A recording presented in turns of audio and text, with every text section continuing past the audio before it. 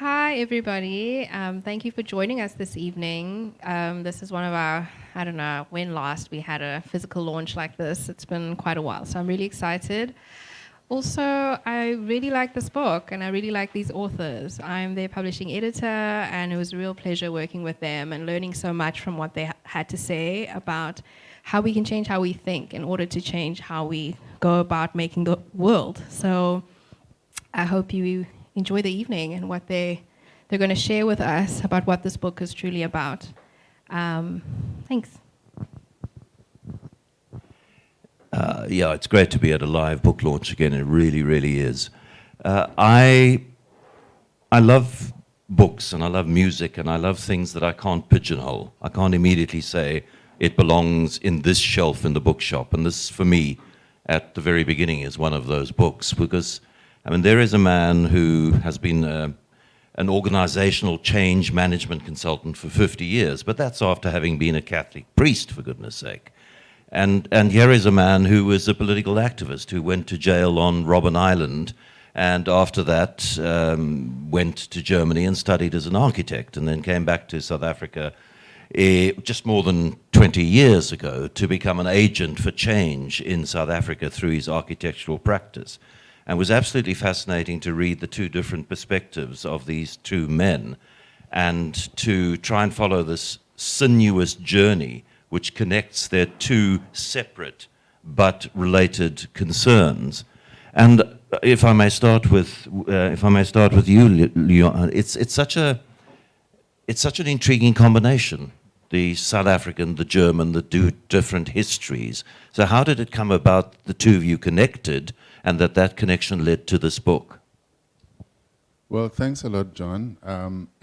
Mbali, I have to say first that she forgot to mention how she actually whipped me in particular into delivering on time. Because one of the things that characterize our different perspectives with Klaus when we started talking about this book is that he expected the book to be done in about 2 years maybe. It took us 7, or it took me 7. That's true. And the reason it did that, it's my first book. I've been working, okay, I was in the struggle, I was an activist, and I went to study, came back, but I've never really thought about what I'm doing. And it is through Klaus working together with me in Philippi Township, where he and Margarete, the partner, the wife, are donor funders who've been helping community projects in the Philippi Township for years. And I was found as their architect, and the head of this community center, Reverend Otto, is sitting here. He runs it. He looks after young people. He looks after the youth. He provides them with opportunities after school, before school, to have a soup kitchen.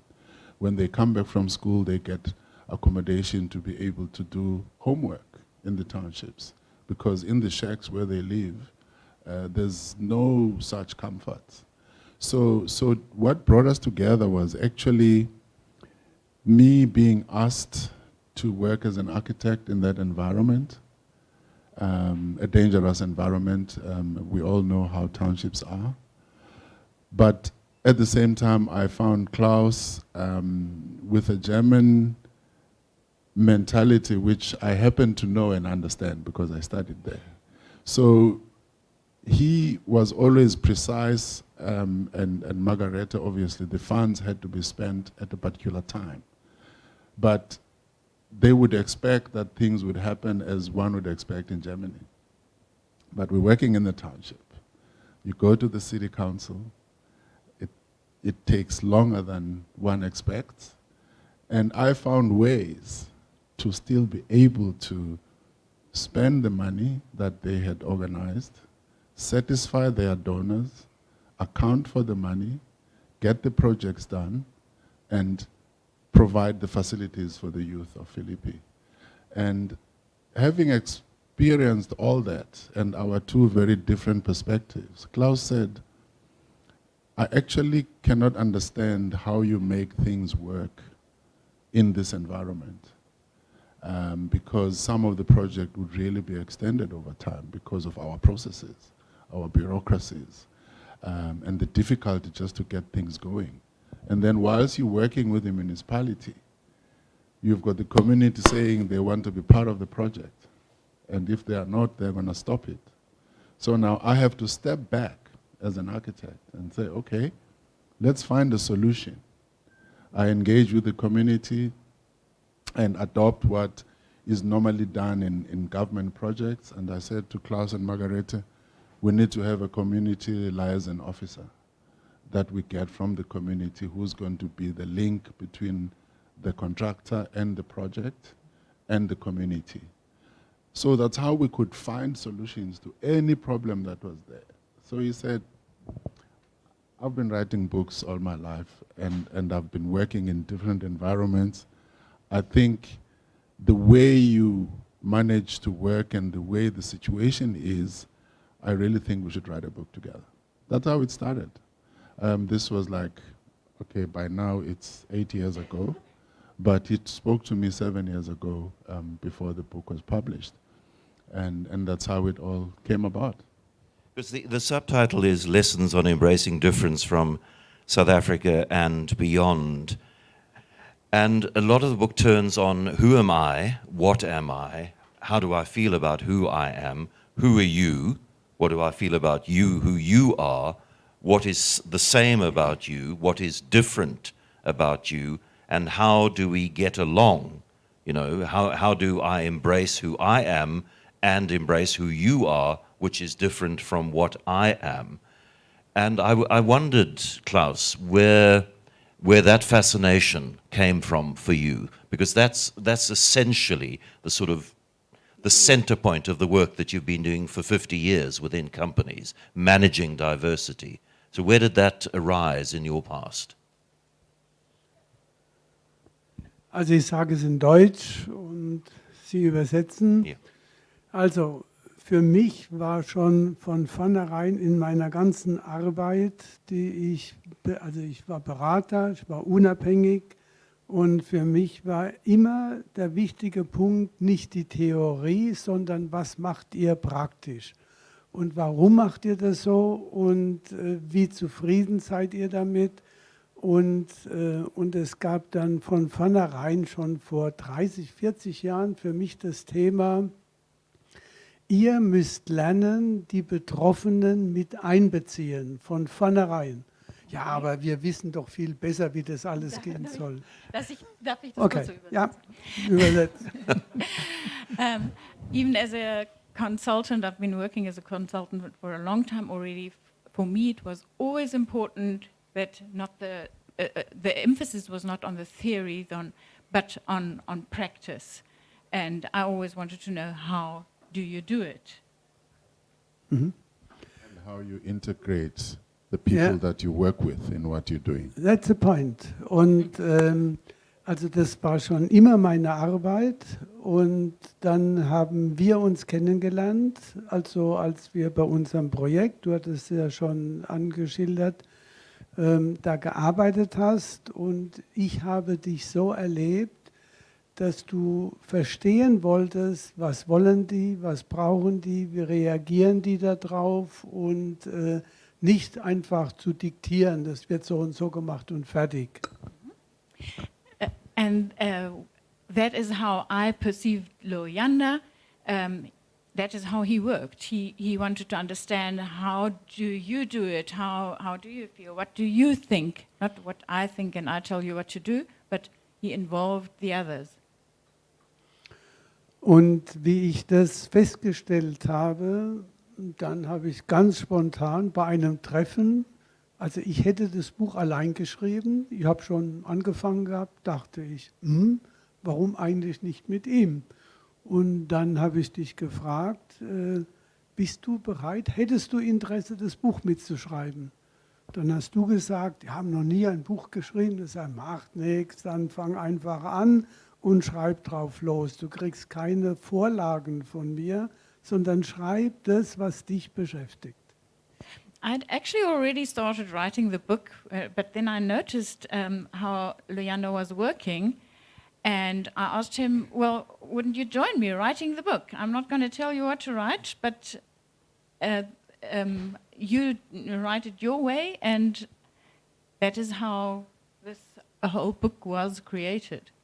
I don't know how many of you have had a chance to have a good look at it yet, but it's intriguing in format in that some of it seems to have been written not by committee but by the two of you collaborating, and then there are very personal moments from Klaus and very personal moments from Luyanda where they speak about what is very, very dear to their heart. And I mean, it's almost trite, but it's a really important question. How do we get on? You know, as a family, as a company, as a society, a community, as a globe of nations, how do we get on? And the theme of digitalization is also ever present throughout the book. And one of the sadder aspects of the technological capability and social connectivity that technology has given us is that instead of bringing us together, in many cases it is, you know, it's forcing us into compartments from where we shout at each other rather than listen to each other. Und das war übrigens dann der Grund, weshalb es 7 Jahre gedauert hat. That was the reason why it took 7 years. Yes, weil, also, wir haben dann gesagt, du hast mir gesagt, ja, ich schreibe jetzt das und das. Bis dann und dann. Was nicht kam, war er. Dann habe ich nach einiger Zeit gefragt, wo bleibt es? Ja, weißt du, mir ist noch was eingefallen, mir ist noch das begegnet, das möchte ich gern einbeziehen. Und so ist es immer, hat sich so entwickelt. Luyanda would say he would give me, write something within that and that time, and then it didn't come. And in the meantime, Luyanda had thought of something else that he wanted to contribute to the book.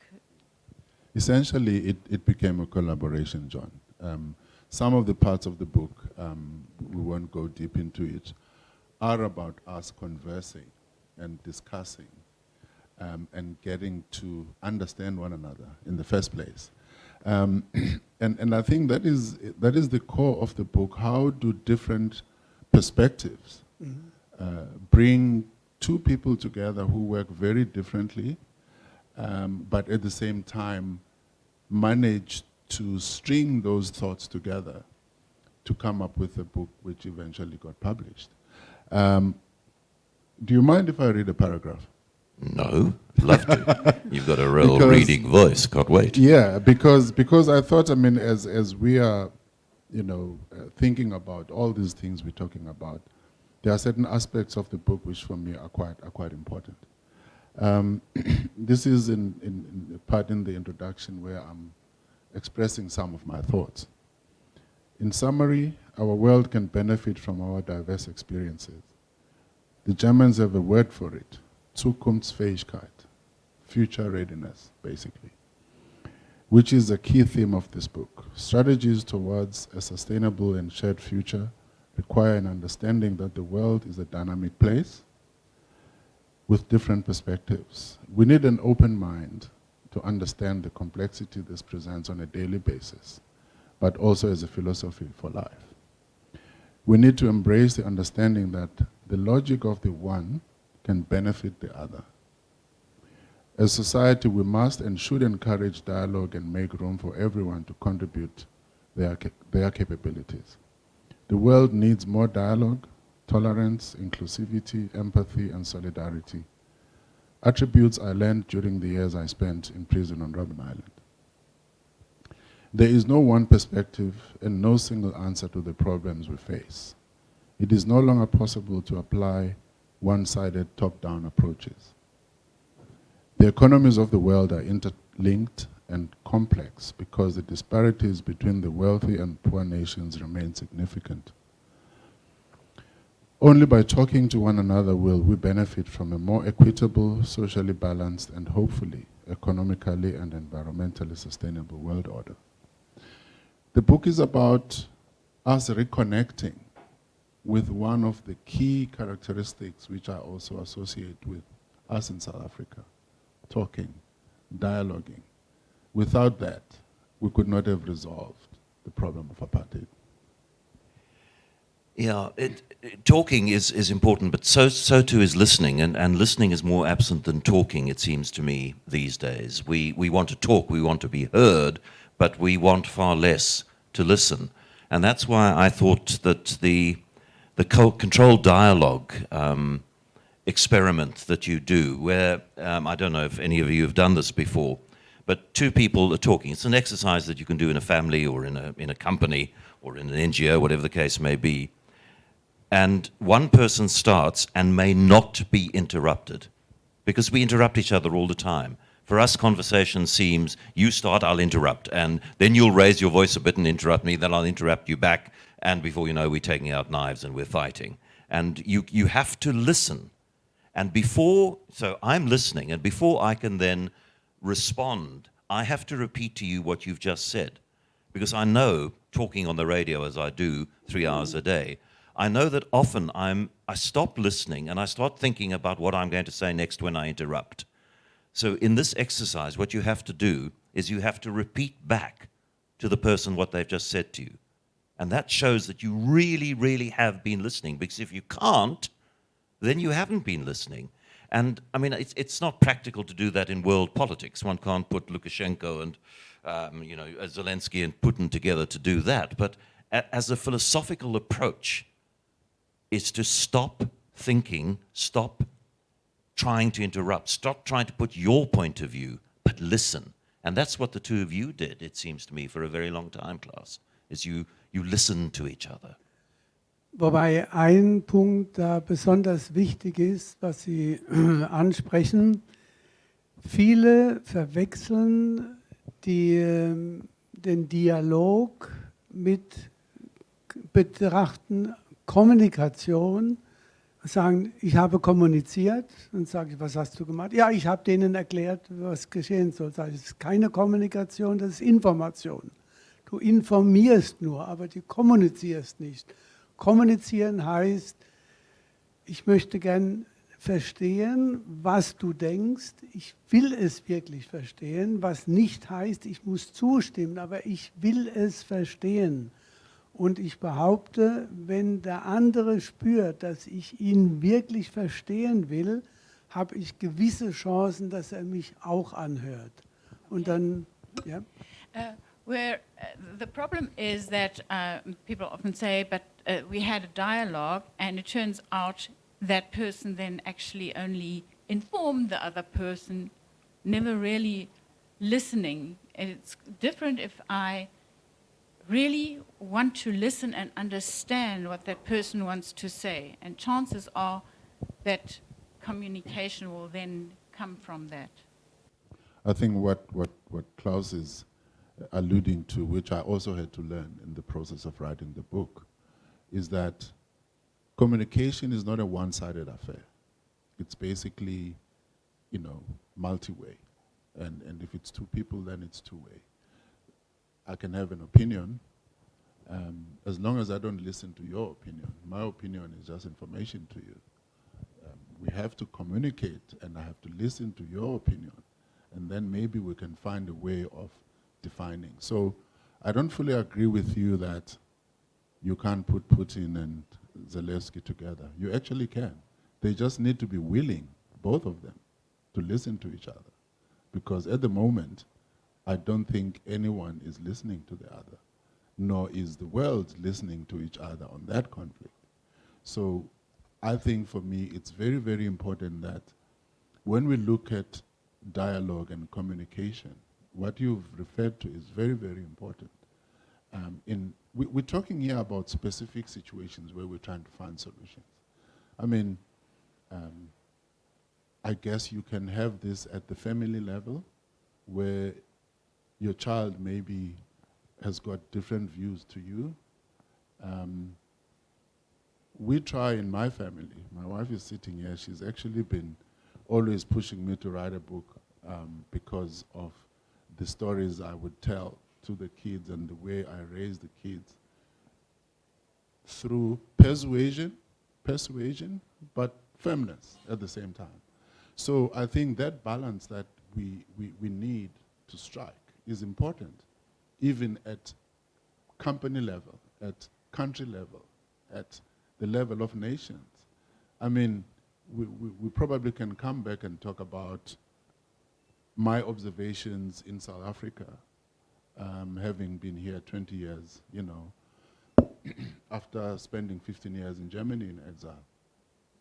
And I realized that actually, we've also stopped communicating as a country. And I ask myself, are we actually still on track with the promise that we did in 1994? No, we deviated far off that track, and we're trying to get back onto it. How successfully, I don't think we can determine at the moment, because I covered the constitutional talks in Kempton Park, and I saw how much not listening there was, how much information instead of communication there was. And that would, you know, from 10 o'clock in the morning until midnight, there would be that shouting and not listening. And then somehow tiredness sets in or whatever, and then you could see the delegates starting to actually listen to each other and starting to say, okay, well, I've put my position now it's time for me to listen. And it's from those late night, early morning sessions that the breakthroughs came, when people realized that the other had a point of view that was worth listening to. Dazu kommt dann noch, das hängt damit zusammen, ich habe bei dir dann auch festgestellt, wenn Konflikte aufgetaucht sind, hast du gesagt, der Konflikt muss gelöst werden. Und gelöst werden auf der Seite, ich muss den anderen verstehen wollen. Und nicht, ja, ich habe ein Problem mit dir und das wird jetzt so und so gemacht. Ne? Und die Lösung von Konflikten ist einer der ganz wichtigen Aspekte. In addition, I noticed with Luyanda, when there would be a conflict, Luyanda would say, I need to solve this conflict, and I have to solve it by really wanting to understand what the other one wants, what the other one means. Well, as I was saying, John, you know, when you work in the environments we work in, you actually work as an architect. You've been trained in design. You've been trained in the design of buildings. You've been trained in the performance of materials. You've been trained in structural understanding of how buildings are put together. But when you get to the township and you work with communities like we have, sometimes you have to step back from that high professional kind of position that you hold, that you're coming here with ideas, you know how buildings are put together. You actually realize that you've got to understand the things behind the conflict. And I mean, in the case of Ithembalabantu, where we had one particular conflict, it was about Reverend Otto wanting to develop a city-owned land next to the center. It was a dumping ground. In the Cape Flats, if anybody knows, there's something called detention ponds, because it's all below mean sea level. So you got to hold the water when it's raining, and then you let it flow into the city stormwater system. So Reverend Otto came with this idea, and Margareta and Klaus, that, you know, we could build a sports field here. They asked me whether we can do it. I said, of course we can, but it's going to be expensive, because the surface you need for it should be able to withstand water during the winter months. And then when it's summer, the water drains away and the kids can play. So that was the idea. But the conflict that we had is not about that. It was about the community saying, this is public land. It can't be privatized, because one of the key things for that project was that we must fence it. But people walk through there all the time, from their homes to the taxi rank, which is just opposite the center. And the question was, how do we solve this? Because now the people are saying, well, it's public land, and it's true. It was going to be leased to Ithembalabantu. The community says, this project cannot happen without us being involved, because this is how public land is used. And I mean, don't think people don't know stuff. They know. So now we had to think, okay, how are we going to do this? Because for this to work, it has to be fenced, firstly, so that there's control. So I thought that, okay, let us first bring the community on board. And I went to meetings in Philippi at night because the people work and they're only available in the evenings. So I had to go there and meet with the ward councillor, meet with the people and say, okay, look, guys, this is a privately funded project. It's not funded by government, where there is normally the extended public works project and there's a proper process. It's a privately funded, in fact, donor-funded project from money coming from abroad, Germany mostly, and Austria. And it's bringing a facility for your children. So I think we should find a way that the project should happen. But given the fact that you want to be involved, I'm going to suggest that we use what government normally does in public projects, that we have a community liaison officer who is going to be making sure that people can be sourced, local labor can be sourced, and they're part of the project. Of course, it took weeks because, you know, with ward councillors, it was like, I should be the one determining who works there and whatever, and when you find out it's the branch leader and the branch chairman and the secretary, you say, fine, but the person who's going to be the liaison officer cannot be an office bearer. Now, that's me saying it can't be an office bearer because you don't want this to be a party political thing. So now, these are the issues you deal with on a day-to-day basis, and you've got to understand how the people function, but you must know also the systems that work and that work in that environment. Yeah, I mean, you mentioned moving away from top-down interactions, and these kind of consultative processes are very, very frustrating because they take a long time. There are a lot of people, all want their say. But you've got to move away from saying that because I have a B arc or an M arc, I know best. And it was one of the problems in this country, and I think in other countries as well, is that the poor are decided for rather than decided with. And it seems to me that the approach that the two of you have taken, and which you sort of theoretically encapsulate in the book along with some personal narrative, is no, you know, you can't, we don't know everything. We know some stuff, but you people know some stuff as well. And even if it takes us a long time, we need to find out what it is that you know and how we can marry what we know with what you know. You know, John, Ithemba Labantu is one project that brought me and Klaus together. But, I mean, I work in other projects in the townships for government. We're currently upgrading an informal settlement in Philippi, not linked to any of, you know, what brought us together. And my experience, again, even in a project like that, is that decisions are made about how we should be rolling out the subsidy housing program for communities, and where it should happen and how it should happen. But working in Philippi, I actually went into an informal settlement with my office. We walked in there, right in Kosovo informal settlement. And we could have been mugged for all I care.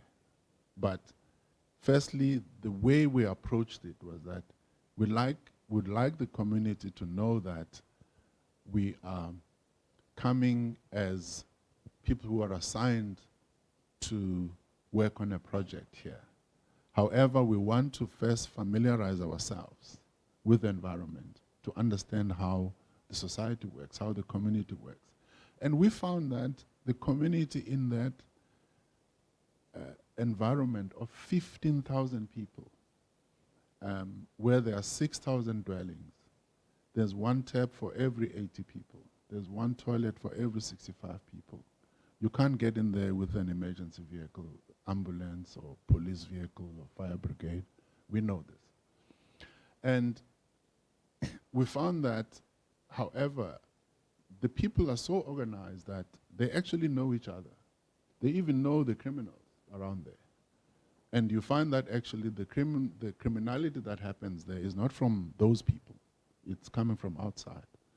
Because they know if they find one of them being or doing stuff which is untoward, they know where to find them. They know where to get them.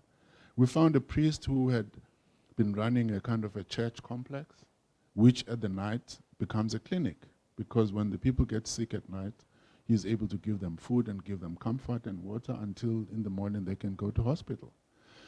And in the understanding of the housing program, we are not even supposed to be talking to the people because decisions have been made. You don't want to create expectations and everything. But without me understanding what's going on in there, it's impossible to design. And this is the thing which I think is at the essence of the book, and what, with working with Klaus, actually made me think about these things. And I hadn't done so before. I was just happy to be working and never thought that actually these could be lessons that could be shared and teach us how to engage at that level. And what you're saying, therefore, is, I think, very, very important, that the idea that we decide for people and not engage with them is gone. That time is gone. And part of the problems we're having is that even at the political level, we are expecting our politicians, our leaders, to do stuff for us. We expect them. Of course, we expected them to help us with COVID. For the first time, I think South Africa knows there's something called a family meeting, because for the first time, the whole country could sit and listen to the president and say, we need you to help We us. were listening to him. He wasn't listening to us. Well, that's another story, of course. But I mean, to get back to your obvious concern, your obvious love for this country and your involvement in this country and trying to make it a better place for people to live in, particularly poor people to live in, through your particular field of expertise, which is architecture. So designing buildings which are relevant for the communities in which they live and which reflect the needs and the resource constraints of the communities in which you're building these structures. And have we, how far have we diverged from that negotiated agreement, which led us to the Constitution and which led us to our first genuine multi-party democratic election? And I mean, I think I'd be interested to hear your views, but it does seem to me that we moved into a different country for a while, and now I'm hopeful about some of the. And I get very frustrated with Cyril because he's such a consensus seeker, and I sometimes want to stamp my foot and say, do something. Stop consulting with people, do something. But your approach suggests, and the sort of philosophy embedded in the book suggests that he's on the right path. He's trying to get everybody to agree to something so that when it happens in a forward-looking and forward-thinking way.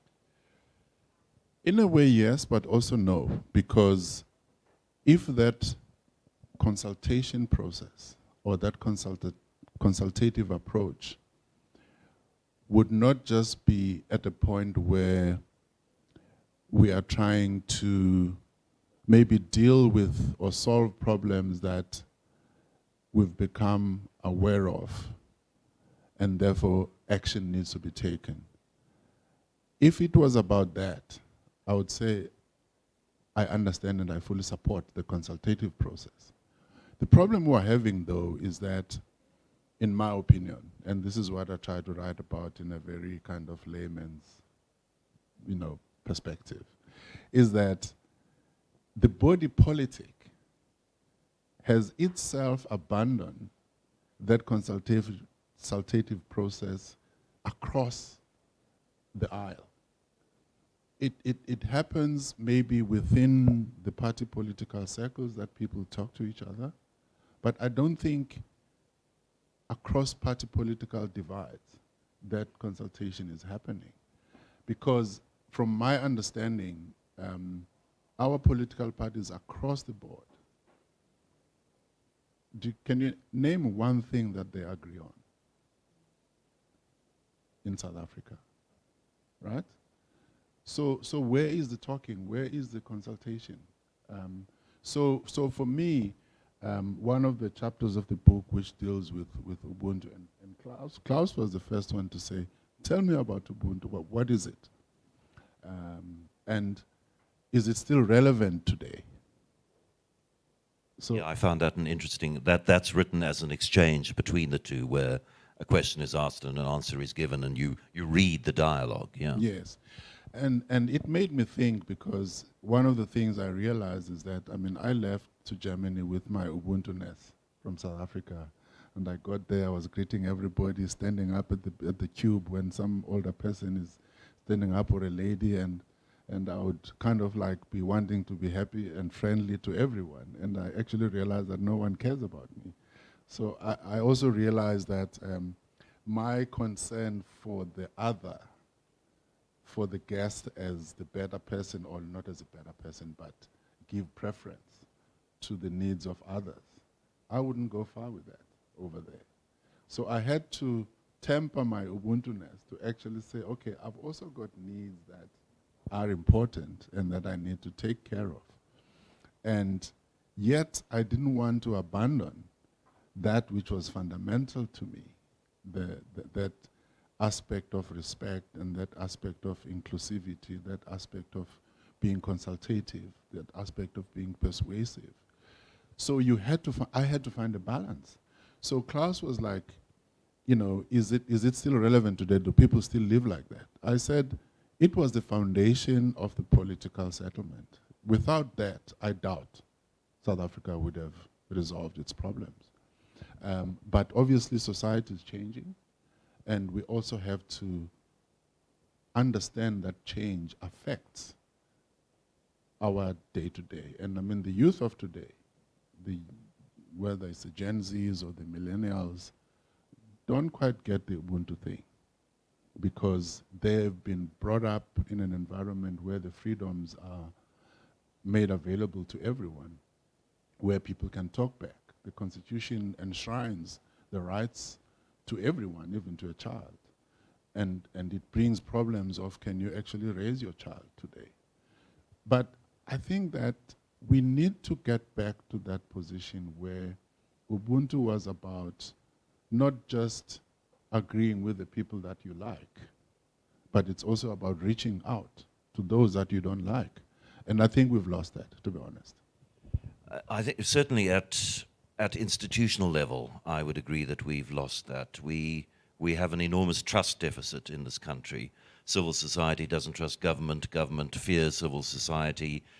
The labor movement hates capital. Capital distrusts the labor movement. And there are no real consultative conferences or conversations that happen between those institutional elements of South African society.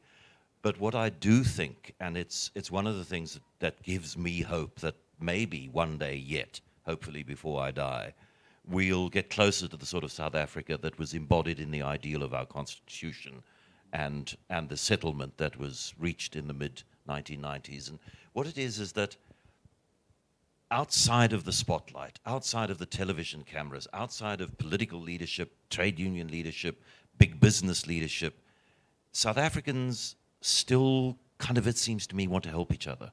Mm-hmm.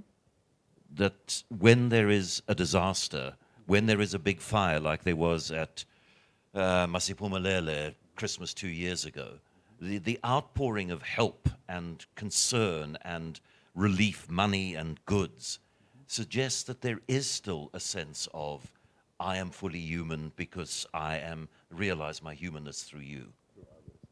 Definitely, and I mean, you don't need to go as far back as Masiphumelele. We know what happened after the riots in KwaZulu-Natal last year, where there was a big bang in the country.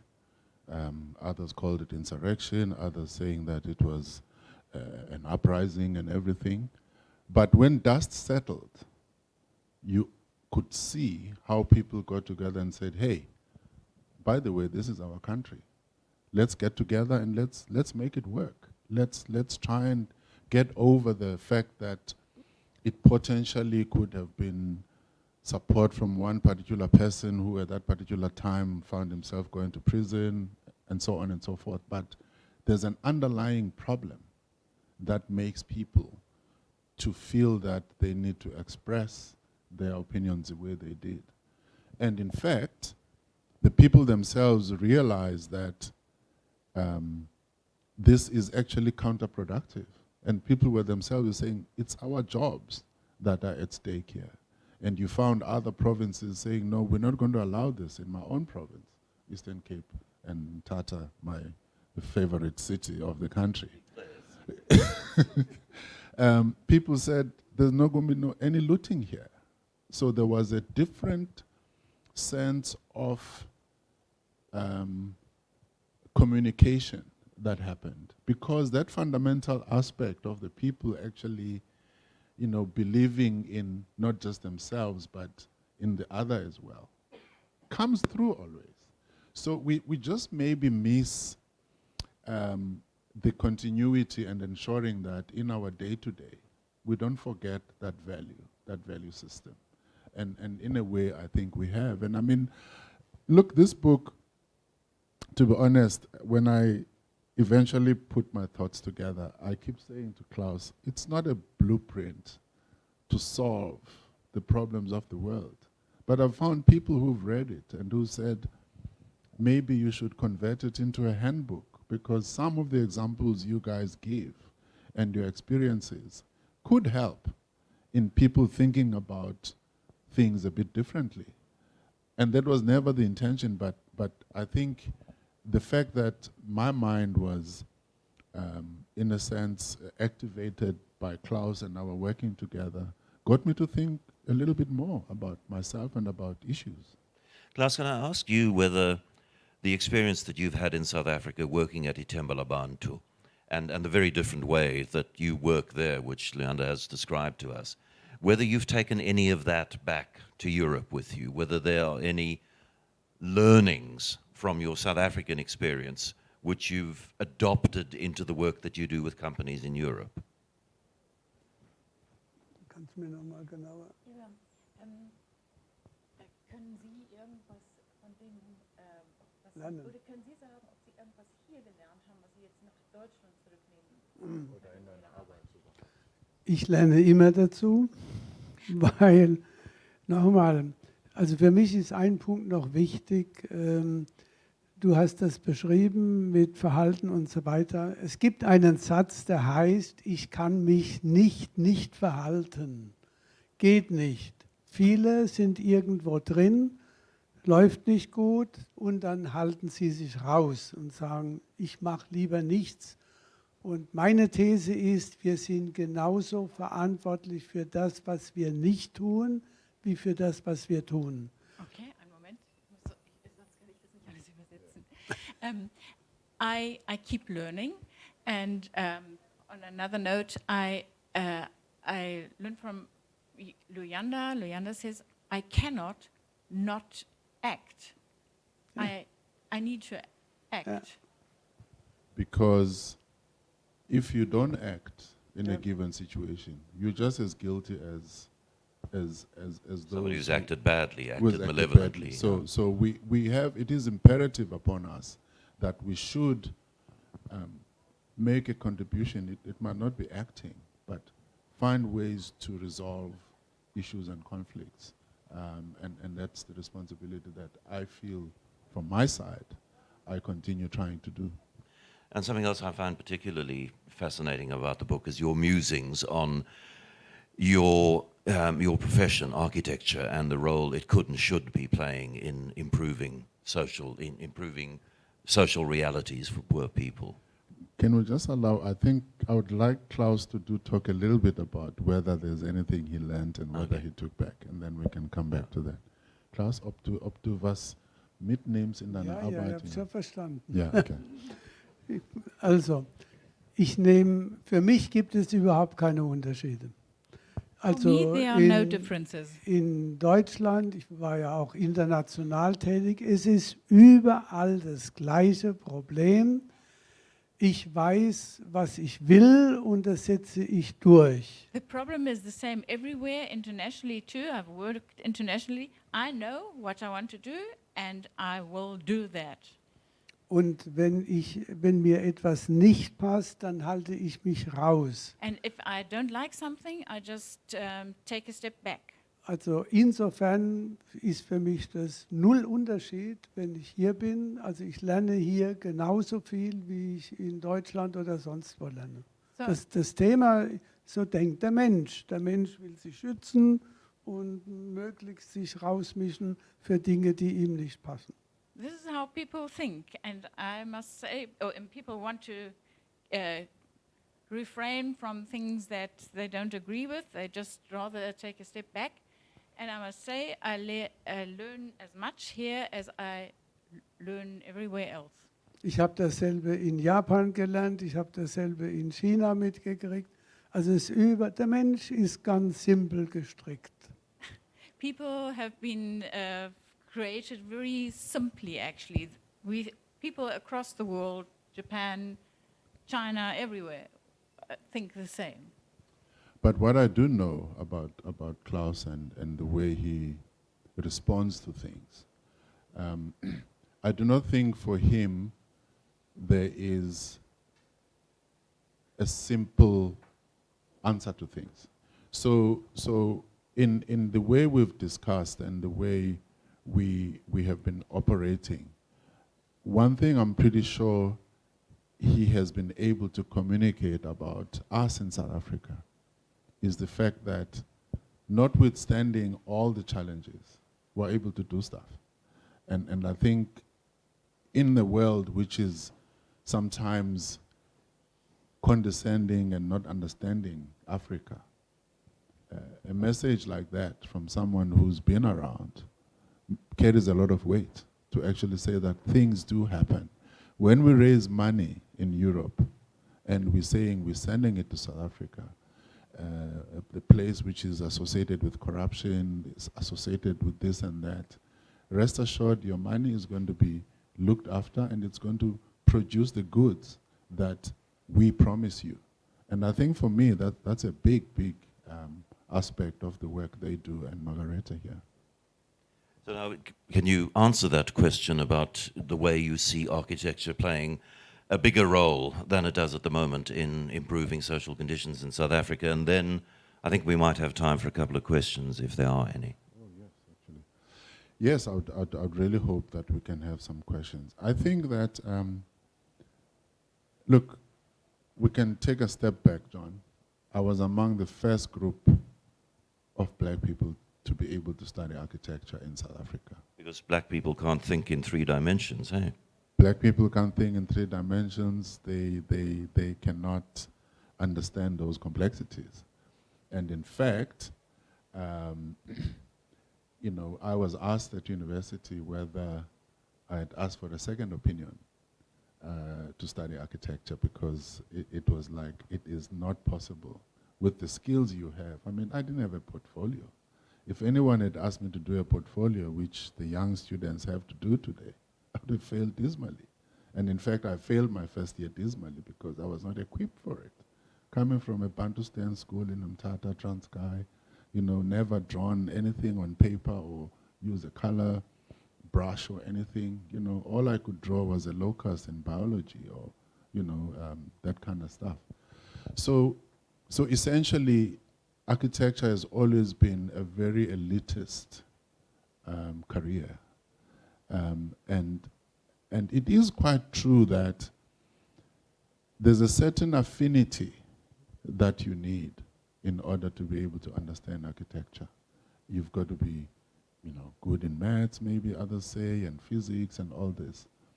But the onus is on your teacher to actually use their abilities to find out whether you actually can be an architect or not, and give you the tools that you need to be one.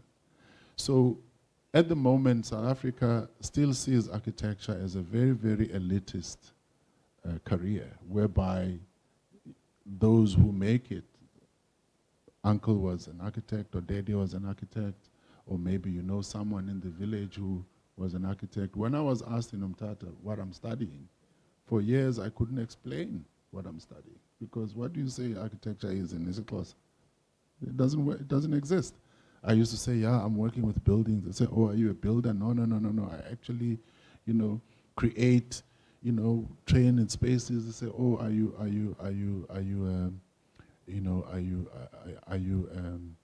carpenter?" No, I'm not a carpenter.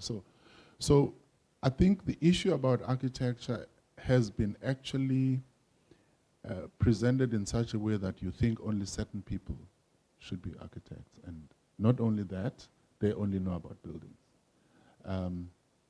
So in a way, my view of architecture is that it has always been a socially oriented career. Architects are builders in the essence of it. And they were there to resolve the problems of society, facing terrible weather conditions from way back, creating more safer environments for the people.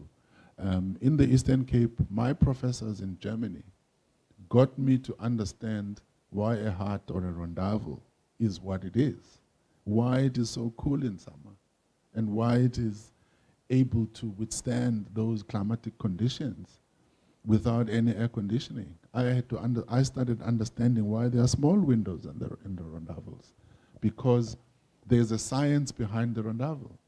The walls are made of good thermal performance. The mud and the wattle doesn't transmit heat through the structure. The thatch roof that we say is backward and of course it will catch fire is for the roof to breathe. So I got to understand how architecture actually in its simplest form has evolved. And my professors in Germany would say, we're going to teach you about modern architecture and the whole industrial part, the climatic control issues and thermal performance of buildings. But we need to understand where you come from. How does life, culture, people's day-to-day activities influence buildings? Because this is what in the end matters for you to understand what you're doing. And through that, I realized that an architect is not just a person who designs buildings, but is a person who actually finds problems to social issues. And this is my orientation in architecture. One can think we're only doing projects in the townships. I did the Radisson Red Hotel across the road here, for the waterfront. So, no question, those skills are part of what I've learned. But the one which is missing in South Africa, and that's why there are so few architects working in the townships, doing the kind of work we do, is because it is not as rewarding, it is not as lucrative, it is dangerous, it is difficult, you don't understand the people you're working with. I had to present projects in isiXhosa in Kosovo, informal settlement. What I've never done. And the people were ululating there, because they had this Mtembu speaking architecture of the highest level in their language, which I think was amazing for me to even realize that this is how it comes across to the people. So I think we must demystify architecture and realize that it is a profession that can contribute towards improving the lives and the realities of people. It has the ability to help us understand spatial justice in a different way, because we're fighting for political justice, we're fighting for all the other, justices and human rights and everything, but we forget that there's a spatial inequality that persists till today in South Africa, and it has not been addressed. There's no city that can actually say that having gone through the political solution, we've actually gone through a spatial transformation to make the cities more inclusive. None of them. So I believe that as architects, we've got a bigger role to play in that as strategic thinkers who can help. Not that we are just about, you're a designer, you cost too much money, we can't pay you, but what are your ideas to resolve the problems of the cities and of the townships and so on? And that is something that is really, really missing and is frustrating to us who see architecture as not an elitist career. And as a final point, one of the things that really influenced me in Germany when I was doing my course, there was a subject there called architectural sociology, which is about understanding the behavior of people and how that impacts on the spaces you create for them. And this is what I'm doing. This is what has helped me to be, I would call it a better architect, because it's very important that you understand the people you're building for, you understand the environment you're building in, you understand the climate. Every architect might be taught in that way, but do we really practice it like that? Do we really contribute? Does our government even recognize us as architects to be those strategic thinkers? I don't think so. Are there many questions?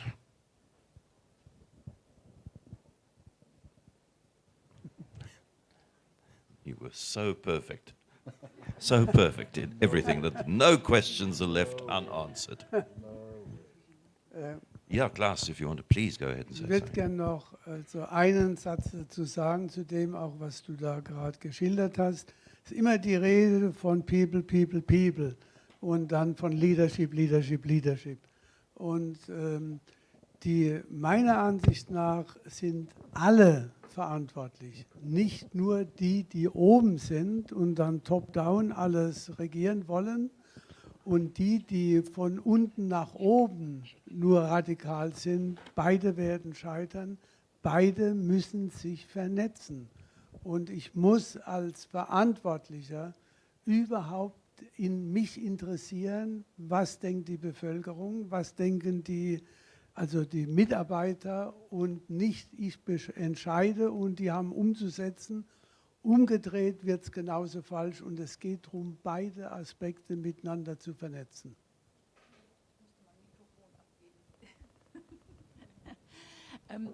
I've heard people, people, people, and leadership, leadership, leadership. But it is very important that both have to network together, and that it's not a top-down approach, and that but that people at the top listen to those at the bottom, because everyone's responsible. Not only those at the top or only those at the bottom. Everyone's responsible. What you're responsible for now is coming up front and having your book signed. And if you haven't bought a book, then you are responsible for buying a book and then bringing it forward to Klaas and Luyanda to sign for you. Thank you very much for coming. Thank you very much for listening. Thank you very much for reading. Thank you so much. That was whirlwind. Thank you so much.